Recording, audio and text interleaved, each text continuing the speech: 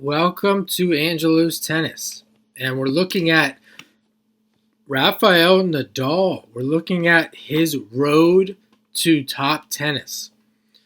And we can see here career high rank, number one. You can go on the ATP Tour website, take a look at these stats. But we're going to look here at the activity. Started when he was 16 years old. Here we are, 2001. And before I start, I want to say that this is one of the fastest roads to top tennis that you'll ever see. At least one of the fastest that I've researched. I'm going to do Diego Schwartzman. I've got his ready to go. I'm going to drop that soon. You're going to see one of the longer roads to top tennis. And here we are, 16 years old, starts off here playing an ITF, and then right away, no ranking, gets thrown into a first round of a challenger. So must have knew somebody there, or someone must have knew him and knew what he was potentially going to be. Pretty much his second tournament gets thrown into a challenger first round, and he wins it, 4-4.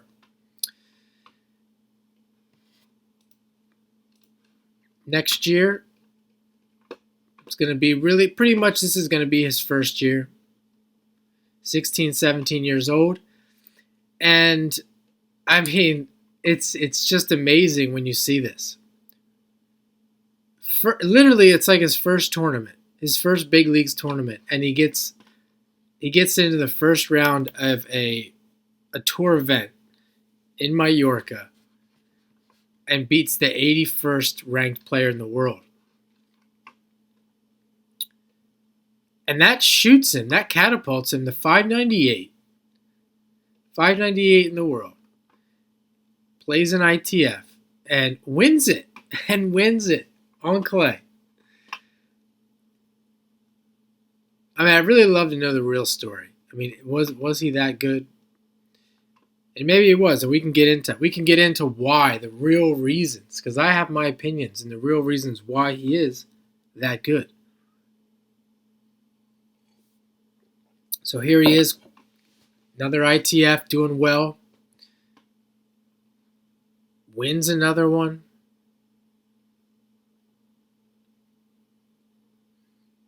Ranked 386.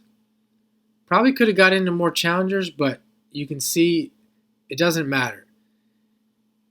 He is rightfully dominant on the Futures Tour.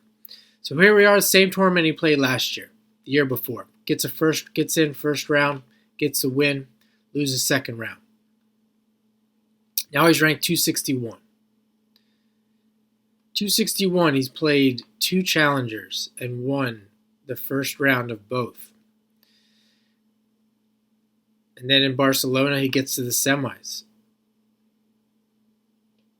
Wins another ITF. And if you compare this, watch the other video that I'm going to drop with Diego Schwartzman. You're going to see how this kind of works. And how he essentially comes on to the tour at the challenger level. Where Diego Schwartzman comes on tour below, if we want to call it a level, comes on below the futures level. He really struggles at the futures level for a while. Here he wins again. So really his first year, 2002, solidifying his position on the challenger tour, challenger level, and the futures level, ranked 238. And I didn't really point this out, but we can see here this last tournament was on carpet. He's winning futures on carpet. And look at this scoreline, easily. So we're going to see more of this. This has been, we can see he grew up on clay, etc. Clay is popular in Spain. But there's other courts in Spain other than clay. And here he is playing well on carpet. And one of the reasons, I'm going to give you a preview. One of the reasons why he can play well on all surfaces because he plays the game. He plays a game like a child, and everyone else is hitting forehands and backhands.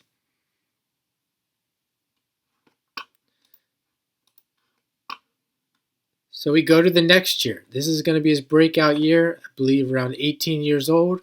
You can already see all of the shiny gold and silver there. Starts the year at 203 and makes it to a final of the Challenger. And guess what?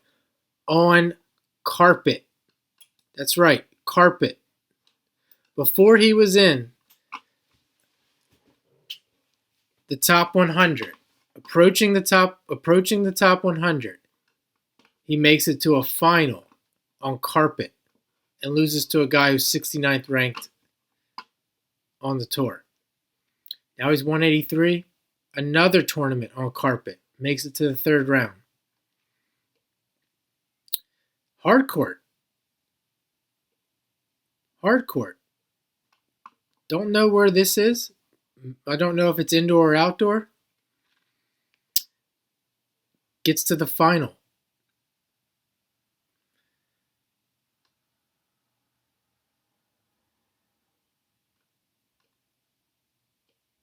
Another hard court. 149. Now he's back on clay, gets to a final.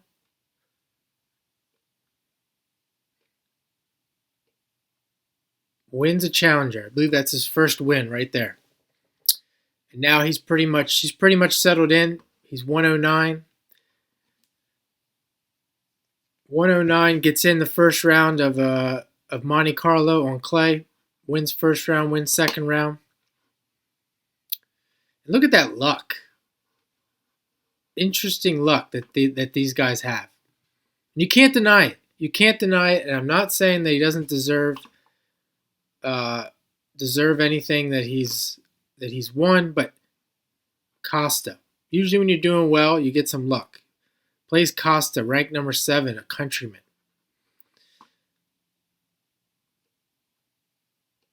Now he's in Barcelona. Gets a first round win. He's in. Now he's in.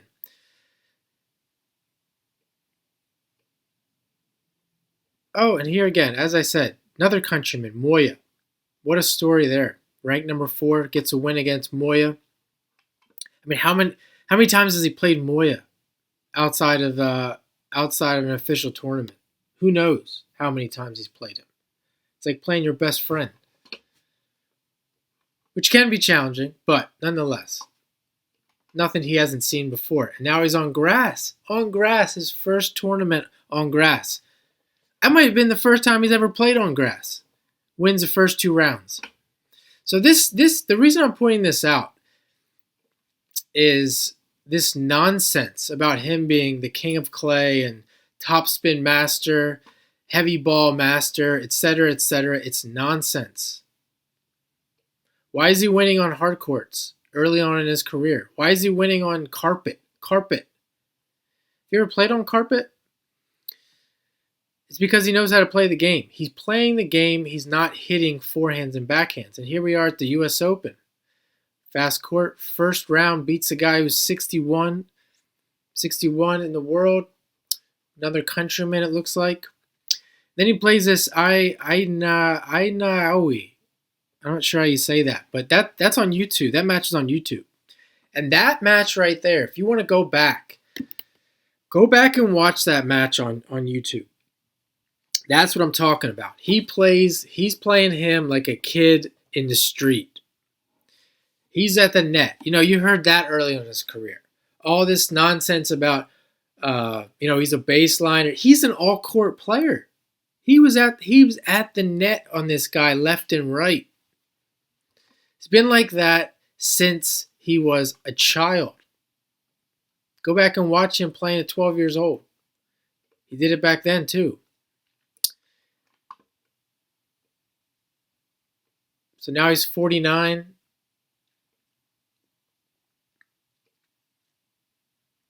Another tournament here on carpet. Loses to Lopez, a little serve and volleyer. If it wasn't for Lopez, he might have Who knows? He might have won that tournament. But that's how quick it is. I mean, we're literally talking about 1 year. 1 year and he's in.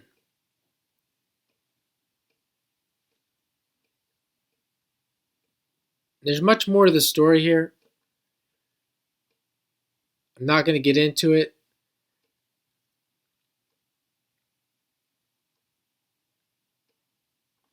More tournaments on carpet.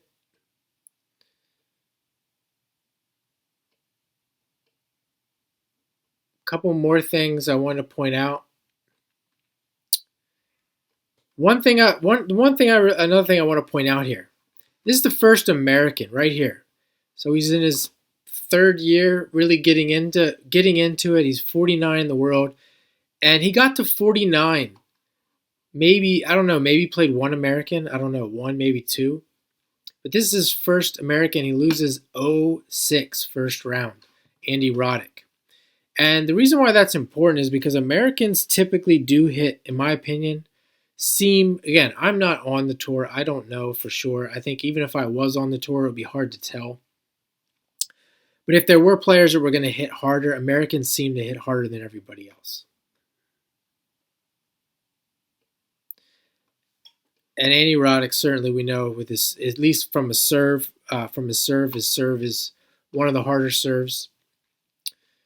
And he loses 0-6. So something to be said about that for sure. Now ranked 50, so essentially got to 50. Really not having to play any Americans at all. And Americans, and no matter really what your opinion is, there's no question that Americans have a massive pool of the best players in the world. Not just a few, but a huge pool of the best players in the world.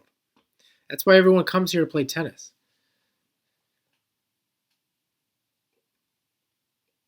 So I'm going to leave it there for now. There you can see in 2005, he ended the year at number 2. We're not going to count 2001. It took him 1 year to get in the top 100, essentially, and it took him